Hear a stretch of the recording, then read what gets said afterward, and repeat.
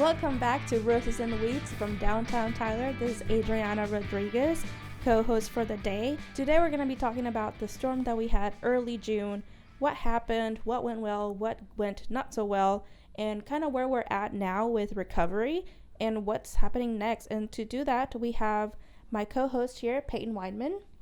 Hi everyone, like Adriana just said, I'm Payton Weidman. I'm a public information officer with the city of Tyler, and also joining us today for this episode is the fire chief, David Coble, who also wears the hat of managing director of emergency services and the emergency management coordinator for the city of Tyler. Hi Chief, how are you? I'm doing great. How are you guys? Good. That's a lot of titles. Lots of titles. So before we jump into the storm, how long have you been with the city? I've been with the city just short of 8 years. So you've seen your quite few of our storms happen through. I have seen storms in the winter and storms in the spring. Yes, and this one was kind of like early summer, which is really strange for us. Usually most of our storms happen between February and May. This one was in June, which is a little bit unexpected. So Chief, do you want to give us a recap on kind of what happened during the storm? Sure. It was actually multiple storms. We had different days of weather. Some affected parts of Smith County, and then some affected some parts of Tyler. But then as June rolled around, that storm that came in then really affected a large portion of Tyler. In fact, the city of Tyler sustained the majority of the damage that happened in Smith County. And that was on June 4th, right? Exactly. And so that night, I remember looking out my window, and for those that don't know, I'm from Puerto Rico, so I have seen my fair share of hurricanes. And when I looked out that window, I was like, that kind of looks like a hurricane, and I'm not used to that here in Tyler. But I know we got quite a little bit of rain, and it was basically a small hurricane. Very similar winds. Yes. So up to 70 miles an hour worth of wind. If you did look out your window, you saw the rain coming sideways. Yes. And it would come in one direction, then it would turn around and come in another direction.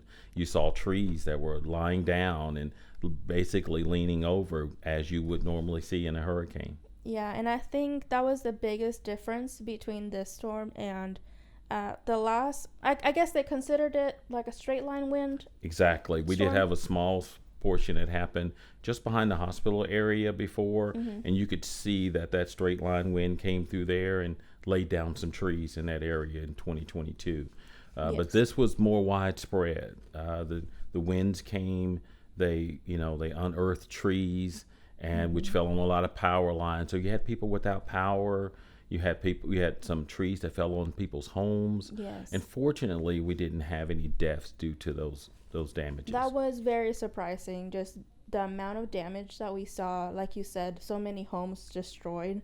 That was very shocking, and very grateful that there was nobody hurt, nobody died. So so kind of the difference between the two storms, like we talked about, back in 2022, that's the straight line winds that we saw in the Celia district.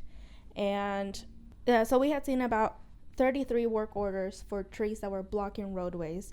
Payton, do you want to tell us the difference this year? How many we got?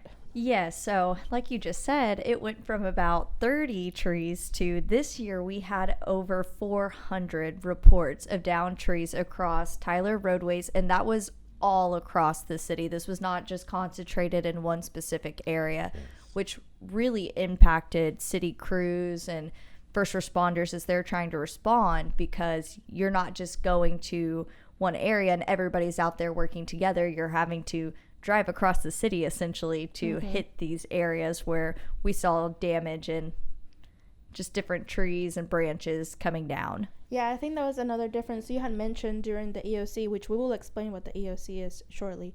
But Chief, you had mentioned the difference was before during the winter storms and during the straight line winds, you see a lot of branches, even big or small, but just mostly branches. This time it was, like you said before, fully unearthed, topple down trees. Absolutely. And that is a lot harder to take care of than branches. So it was very different, and so much that FEMA got involved this time around, which at least in the 6 years I've been working for the city, I haven't seen FEMA get involved during a storm, because we haven't had anything of this capacity. Has it happened before? We have with Winter Storm Uri. We did file paperwork with FEMA, but to this day we haven't seen anything in return for it. But we did involve FEMA. We were declared a disaster area at that time. That's when we had gone without power for almost 2 weeks. Yeah. We had those back-to-back storms. But in this case, there was more people damaged. It wasn't just power out. There was more damage on power lines and streets blocked. And again, this followed really bad weather that started back in April. So we went almost all of the month of May with it raining every week. We were way above our rain total amounts, our average rain total amounts. So the ground was really saturated. So when you had winds that came in at the level that they came in that day on June 4th, it just peeled trees out of the ground. It didn't pick them up and toss them like it would in a tornado. It just laid them over, out of the ground from the root up. Yeah.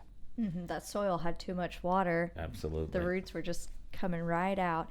And we actually saw that out near the Tyler Pounds Regional Airport, we received 6.46 inches of rain from June 1st to June 5th, which is quite a bit more than we typically see in June. Absolutely. As you've seen, since then we have gotten almost none. Yes. So it's a big difference. So let's go back to the storm. I know first of all, what is an EOC? It's an Emergency Operations Center. It's a coordination point that cities and counties will put into place so that you can coordinate the activities of a disaster. And when did we deploy the EOC during this storm? We did on the 5th, so the storm happened on the 4th. We came in and did a virtual EOC that evening of the 4th, but we opened the real life EOC on the 5th. And then we used departmental type setup. So we added people from every department that was affected by the storm. Yeah, I think that was one of the most helpful things that we did during the storm is having every representative from every department in the room to give us updates on what's going on and where they need help. And I think we did a lot better collaborating with each other this time. I agree. It was my first time sitting in on the EOC during this storm, and I felt it was so beneficial getting to hear the reports in real time and being able to put out that information to our community as quickly as possible. It as a coordination point, but you also bring a lot of brain trust into the room at one time. So you never know the contacts at each director, all the contacts that they have. But when they're in that room and you see a problem come up and someone will go, we have somebody to do that.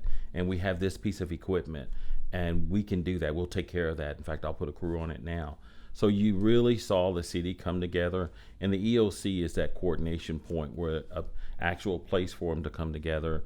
Their computers are there, they can sign on, and big ups to our IT group that we could sign on and everything worked and we were able to reconnect. And the place where the EOC is, it also has a generator, so even if the power had gone out, we would have been able to power up. And we were actually there in person for a couple days, and then we went to a virtual EOC for the rest of the week up until the Monday or Tuesday after, right? Correct.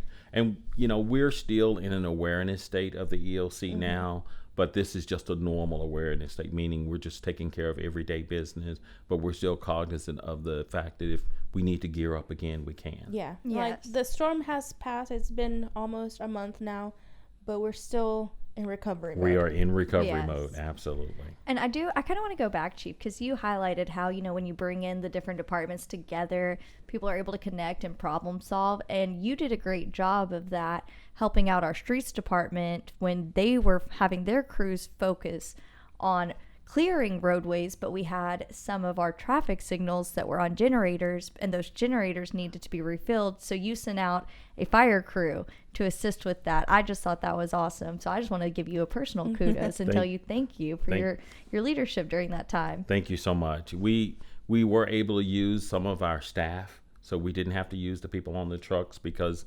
remember, they had been running 1,500 calls, and even the next day they were still running 200 or 300 calls with power lines being down. So we were able to use some staff people that, instead of them being in the office, they were able to get on one of our trucks and go out and refuel. And believe it or not, we actually do that for our fire station. So again, that's a coordination point of the EOC, that when we saw that need, I thought, we have trucks with tanks on the back. We can go around and fill those up. And the really good thing is the fire department have emergency lights on our vehicles. So because these are in the medians, we already can block traffic safer than a city crew truck that don't have. Yeah, I think this time we did not have any issues with lights being dark for a long period of time, because they were either on generators with the help of the fire department, or Encore was able to bring them up into the grid quickly. I think at some point we have about 46 signals out, but that was cleared very quickly. The main issue was the 142 streets that were blocked by trees, which is an insane amount to think about. And that was all the morning of June 4th. So throughout the week, there was more trees falling. So this number only grew. Well, I mean, I don't know about this week, but even as of last week, we were still receiving reports of trees falling. Absolutely. So I anticipate that we may still be getting some more. I totally agree. The ground is drying up some, but there are still some unstable limbs. So, people should really be careful when they see a limb that is partially cracked. It weighs hundreds of pounds, but it may be 50, 60 feet off the ground. If they haven't had someone to come look at those, they really need to have someone to do it, because it's not going to make much sound when it falls. Yeah. That was very impressive. And I know Payton mentioned the 400 work orders for trees that were blocking streets, but that wasn't the only thing we were getting reports on. Do you want to talk about a little bit more about that, Payton? Yeah, so we also put out a call to the community asking them to let us know where potholes and sinkholes had formed. With all of the water that we were receiving on the streets, we were seeing those issues start to arise too. So as of this morning, our calls for services for trees, drainage, and sinkholes has reached 711, which when you think about that, that is so many. Yes. They've been steadily working on these though, and so we're seeing it come down. We had a total of 620 work orders created from those calls, because some neighbors will report the same things, and so we're just continuing our own storm recovery, as we know our community is too. And thankfully, a month has passed, and I checked this morning, there's only 19 work orders left for the streets department, which is amazing. That is amazing. They have been working nonstop, weekends, early mornings, late afternoons. Even as soon as the storms finished on June 4th, they went out there in the middle of the night to start working. Yes, they did. Our street crews has been exceptional. They've learned from our previous disasters, and they really went into action this time around as well. They're some of the best. It's not many cities that have street crews that can handle some of the debris that these guys can, along with our solid waste group that have trucks and grapple hooks, and they all coordinated together to make this thing happen. Yeah, those first couple of days, it wasn't just the street crews, it was the Parks Department helping, Solid Waste helping, GIS was helping us map where the areas were and where we needed to hit first. Even library staff and clerical staff were going on the road, taking pictures of the damage to help us kind of know what is happening out there. Exactly. And even outside the city, big up to Tom Trimble and Encore for really being there and prioritizing some areas that the city needed to get up fast. And there was multiple trees down. It wasn't like normal storms where you just have one tree down on a line. You had multiple poles down, multiple wires in the street. Not even sure all of them were electricity, but we told people to make sure they treat them all as if they were power lines. Yes, and Encore wasn't even just responding to Tyler, Smith County. I mean, Dallas was affected, other areas in Texas. So usually we're able to get extra crews from Encore to assist in. This time around, it was really just our local guys that were responding. Exactly. And I think they did a great job as well, just as quickly as they could to restoring power for our community. Yeah, I think there were some people that were without power for about a week. And I know it was not for lack of trying. Exactly. Like, they were working again day and night. Day and night, absolutely. Yes. And it all just comes back to trees were continuing to fall. So what can you do in that situation, unfortunately? And we also had other people coming to help us. Do you want to talk, Chief, about the Forestry Service? We did put in a STAR request, and the Forestry Service have tree crews that come out and they cut trees, and they coordinated also with Encore. We also have TIFMAS that sent out a crew from the state to come in and cut some trees. They helped us a lot around Lake Tyler in that area. And so they help clear the street, but even after you clear the street, you still have the debris on the side of the road. Yes. And we're still dealing with that in the recovery area. Some of the debris after the tree's cut, now it's sitting on the side of the road. And now citizens we have asked them to be very patient with us on removing that debris and getting it into the landfill. Yes, and that's a good distinction to make. These crews, their main priority in the first week was just cutting the tree and moving it to the side so that the roadway is available. Yes. They did not have time to pick it up right away. That's what they've been doing in the weeks since. And I think that is the 19 work orders that we have left is just all tree pickups. Yes, it should be. So if you had a tree that fell on your road and it was put to the side, don't worry, we haven't forgotten about you. We're coming. Yes. It just might take a minute. Just making our way through the list. I did want to talk about one thing with Encore that some people don't know is that when there is a fallen power line, because there could be electricity, it's a hazard. So city crews do not touch it. Extra helpers that come in do not touch it. Encore is the only one that can assist in that situation. So whenever you have a fallen power line or any utility line, even if you're not sure what it is, we always ask that you report it to Encore so that way they're aware and they can address the issue. Yeah, even if a tree fell down with that line, we cannot cut that tree until that line has been serviced by Encore. So we also had other stuff happening. It wasn't only on the streets. We had our Parks Department. They suffered a lot of damage. They did. They actually... The storm literally shut down the majority of our parks. Yes. So there was trees down, but because we put life safety first, we just shut down the parks and said, okay, sorry, you can't go to the park right now, but we have to make sure people in their homes can get electricity and we can get some of the trees off of their homes and out of the street so people can get around. That we prioritized and said, okay, after we get that done, then we'll move on to the parks. Yeah, we saw 24 out of our 28 parks had damage. That be trees or parts of structures that were damaged. Our cemetery around here by Rose Hill Cemetery was damaged pretty bad. The fence, the trees, headstones, everything. They're still working on that. And our trails got hit really bad as well. So I do want to take a pause to thank the volunteers who we made a call to volunteers to help us clean up some of the parks just because all our crews were helping the streets department. Yeah. And we had volunteers come out to Burkeville Park and they cleaned it out in a day. And then we had the Tyler Bike Club. Yes. They cleaned out Faulkner Trails. The trails. Just because that's their trail.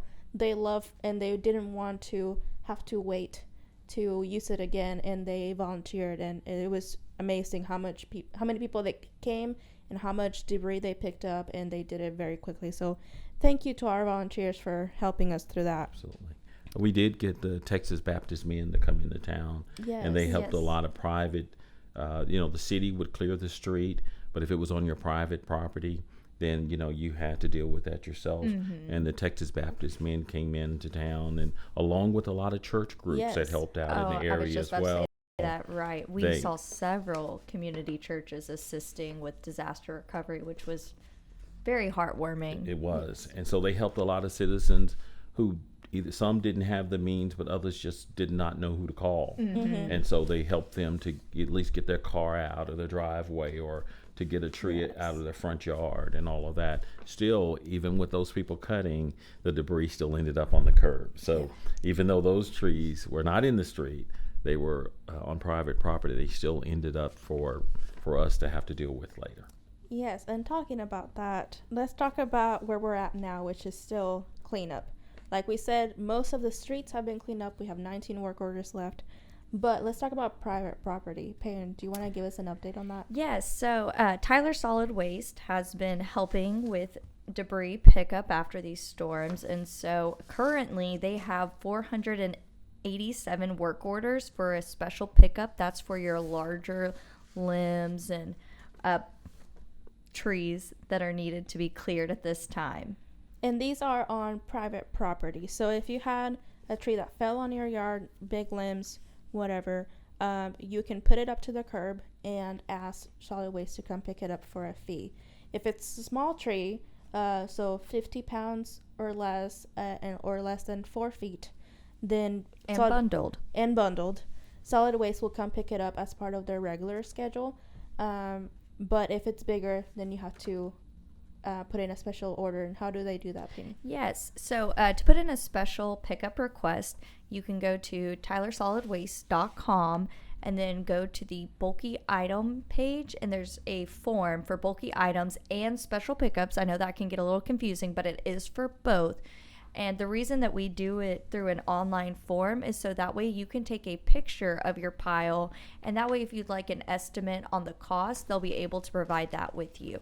We do have another way. We've been telling people that essentially it starts at $20 for a special pickup, and that's with one pickup with the grapple hand on their brush truck. And so for each use of that grapple hand, just think it kind of goes up by 20. And so Solid Waste said they're seeing about $80 to $100 be the average cost for most people at this time. Yeah, and that is with some outliers. There were some people that they had huge trees coming down, and that was like $500 or more. But thankfully for most people, it has been in the $80 to $100 range, which is very... I've had to cut a few trees in my house in the few years I've been there. That is very reasonable. I agree. The regular contractors, they will charge you a lot more than that. Yes, and I do kind of want to explain why we asked that the free bundles be tied together. That's because when it's your regular trash day, that crew is picking it up by hand. So having it tied together just keeps it easy on them to be able to easily throw it into the back of the truck and keep going on their route. So that way your garbage will also be collected as well. Yeah, that's something to keep in mind. These men and women, they're not only picking up all these trees, they still have to pick up all the trash, and they did a great job at keeping it together those weeks. Yeah. But if you see that there's a delay on, like, oh, you put your limbs out and it's a small limb and it didn't get picked up right away, just give them some time because they might be behind on picking up actual trash. Yes, and the truck could have filled up with residential trash, and so they didn't have room for your limbs once they made it down. So you might see, half a street, the limbs are gone, your bundle's still sitting there. That could be what happened. So we're still working on that. So like Payton said, about 487 work orders. They're saying if you put in a work order today, wait 2 weeks, and that is about when they will get to you.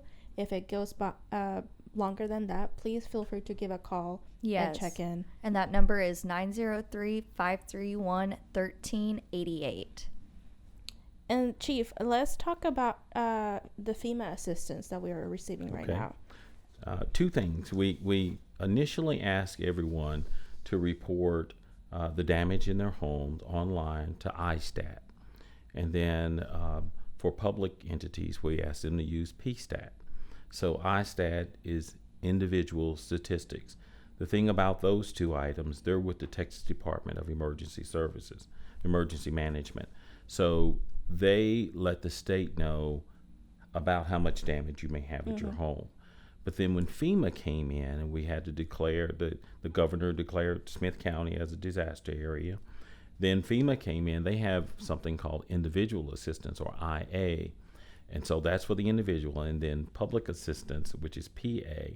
Those forms also need to be filled out in order to recoup any money, possibility of any money from FEMA.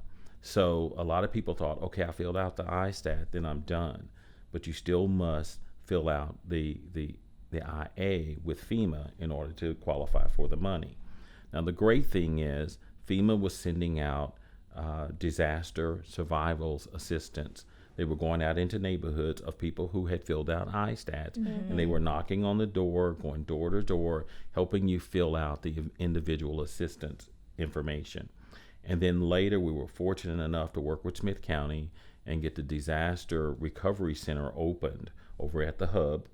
And now someone can go in a one-stop shop without anyone having to come to their door, and they can fill out all of the FEMA information right there in one stop. Not only do they have the information for the IA, individual assistance, there's also other entities that they brought with them that came, and they have booths inside of that DRC as well. And in addition to that, on the 4th, if you come to the public fireworks, we will have a table set up where FEMA will have a table there to provide information to you at the fireworks event coming up. That's at Lindsay Park. Yeah, they will be there from 3 p.m. until 7 p.m. And like Chief said, the DRC, the Disaster Recovery Center, is at the hub. And if you don't know where that is, that's 304 East Ferguson Street. And they are open every single day from 7 a.m. to 7 p.m. So you can just walk in and ask your questions, see if you need to fill out a form, if they will be able to help you and all that.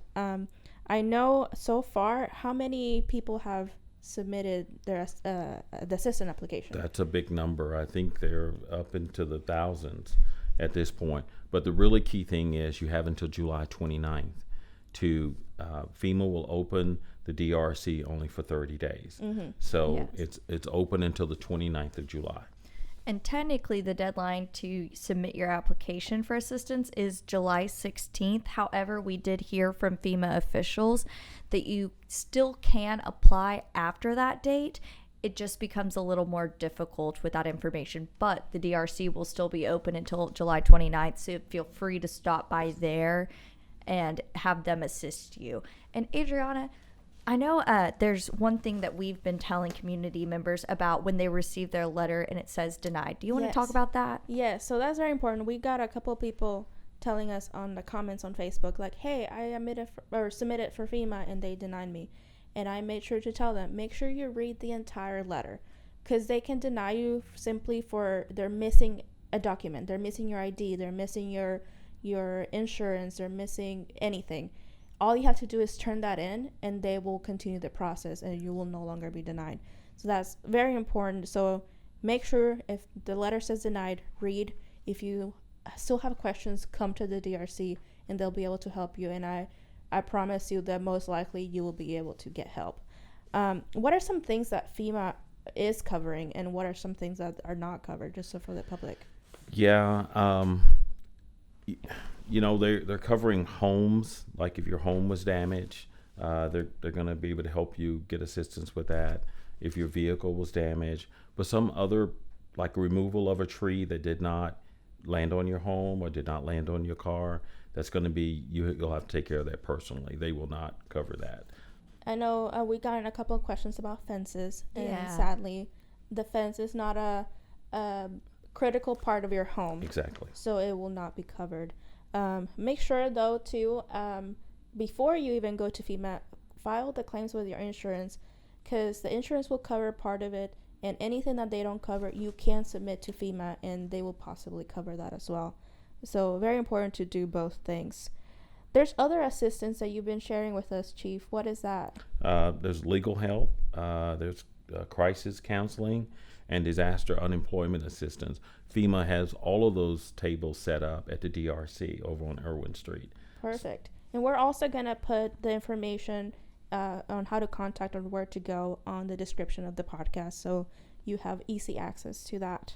Yes. And Chief, I know right now with the 4th of July holiday coming up, we've been reminding residents about the dangers of fireworks. Could you tell us why we've been doing that? Sure, that's great. Fireworks are illegal in the city of Tyler. Yes. They have been for quite a while. And so a lot of people may not know exactly where they live, whether they live in the city limits of Tyler or outside of Tyler. If you live within the city limits of Tyler, having, possessing, or firing fireworks is illegal. And it can come with a fine that can be up to $2,000. So you don't want to do it. We do have a public fireworks show. Leave it to the professionals. Yes. Now, you can use fireworks in the county of Smith. And so if you're outside the city limits of Tyler, they do have some precautions. I think the county judge was on TV just a week or so ago asking you to be very cautious with them. There are certain things that come along with fireworks. If you're using them on property, even if you're in the county, they suggest you have a water source with you, a bucket of water, so that you can put out any small fires that may start. And we've gone without rain for the last few days, so it would be easy to start a grass fire that could affect your home if you live somewhere in the county. Definitely could affect a wooden fence or anything else that are around you. And believe it or not, grass fires can be harmful to individuals as well, depending on which way the wind's blowing and how it can affect you. Yeah. So if you're using fireworks in the county, then make sure you have some type of extinguishing source with you in case a rogue firework goes off and it causes a fire somewhere. Yes, and especially right now with all the debris that's around, not only in the city of Tyler, but in Smith County. I know that's a fire hazard and can catch quickly. And we want to be mindful of our firefighters as well. Like, they are going to be out there working. Let's not create more work for them. Yes. That would be good.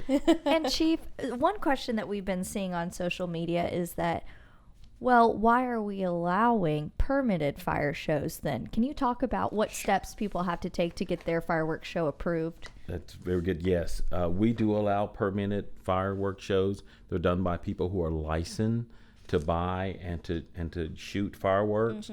They're done under the biggest safety reasons. So even let's take the Lindsay Park fireworks show. The actual fireworks are shot from across the street. So there's no public around. We put a fire truck out there in case there's some kind of small grass fire. So we have one there, and we have fire units at all the different fireworks shows around. So we know where they are. We're cognizant of it, so we can manage it. When you have individuals with fireworks at their homes, difficult to manage. A lot of people are already out anyway. And it's difficult to get to every home that may catch fire from fireworks being used illegally in the city of Tyler. Illegally. And if you catch someone, one of your neighbors, or maybe you just even hear some, feel free to report it to the Tyler Police Department at 903-531-1000, and they will respond. And if they are able to find out who had the fireworks, they will issue a citation. Yeah, okay. So that was a little bit of a deviation, but still related because the debris is a big fire issue. But is there anything else that we want to talk about the storm? Well, this was unusual, but it seems that in our world now, we're seeing these storms come more often at times of the year when they're not as predictable. This particular storm, it was already being predicted that it was going to pass us. And then there was a wind shift. And with that wind shift, it made the straight line winds just land right over Tyler, which allowed it to do the damage that it did. If you were listening to the forecast, they had already said it was going to dissipate in the next 20 to 30 minutes, but it didn't. The wind shift. And when it did, it put Tyler right on the bullseye. Oh, and something we didn't talk about, a lot of people were confused about the tornado sirens or the outdoor warning system sirens going out. And a few things to say about that. We did see some rotation by Lindsay Park and the airport that was caught by a sheriff officer. Is that right? It was either a state trooper or a state trooper. Yes, a state trooper saw the rotation. And so we sounded the alarms. So we always, even if the National Weather Services has not reported a tornado, we will, at first glance, we will sound the alarms just because we would rather be have that precaution. We'd rather be safe than sorry. Yes. Absolutely. Some people who may be a little older remember the sirens that were used as a fallout shelter because they were worried about a nuclear attack. But now these are just outdoor warning sirens. So they're telling you to go inside and listen to the news, find out what's going on, and get into your safe place. So it's not a reason to panic. It's just saying, go inside, get to a safe place, and just ride this thing out. Now, for this time around, that riding the storm out could be 2 days without without electricity. But get inside so that you're safe. People apparently did that. Even the people that may not have been happy that we used the sirens, but because we didn't have any deaths in this city due to the storm, I'm thinking it worked. I think that's why we do it. And yes, so if you hear it, all it's telling you is find out what's going on. Go inside and find out what's going on. And then if you find out it's not in your area, then you can proceed accordingly. Mm-hmm. You and your family's safety is in your hands, but we are trying to look out for you and tell you, hey, there's something bad coming. Just go inside and listen to the news. They'll tell you what it is, and then go from there. And once inside, you can also get information through our Rave Alert system. Payton, do you want to tell us about that? Yes. So Rave Alerts will not only notify you when there's severe weather situations in the city of Tyler, you can customize what notifications you want. So if you'd like to know when there's a boil water notice, when you might be experiencing low water pressure, if there's water line projects in your area, different situations like that, you can sign up for Rave Alerts. You can visit cityoftyler.org. And on our homepage, we have a banner, and you can click on that and go and sign up. It is free. You can have the alert sent through text message, email, or phone call. Or all three. Yes, or all three, which we do encourage. Exactly. Yeah. All of this is about being safe and taking the precautions that you need for your own family.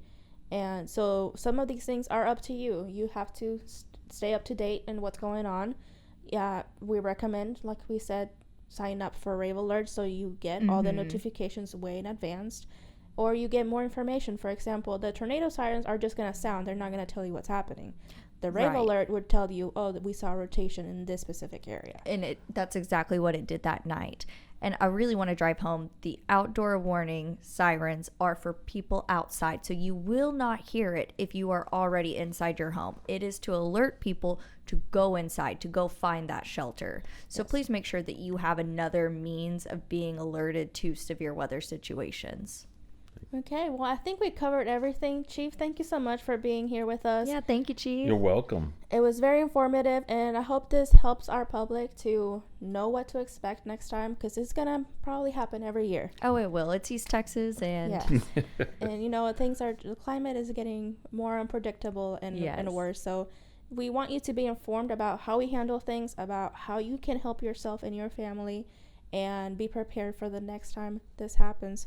So in the meantime, Payton, do you want to tell people how they can give us questions or what they want to hear us talk about next? Yeah, so anytime you want to hear a certain topic on the Roses and Weeds podcast, you can go on our Facebook, City of Tyler, Texas, send us a message. We also have Instagram, same username, or you can email us at publicrelations@tylertexas.com.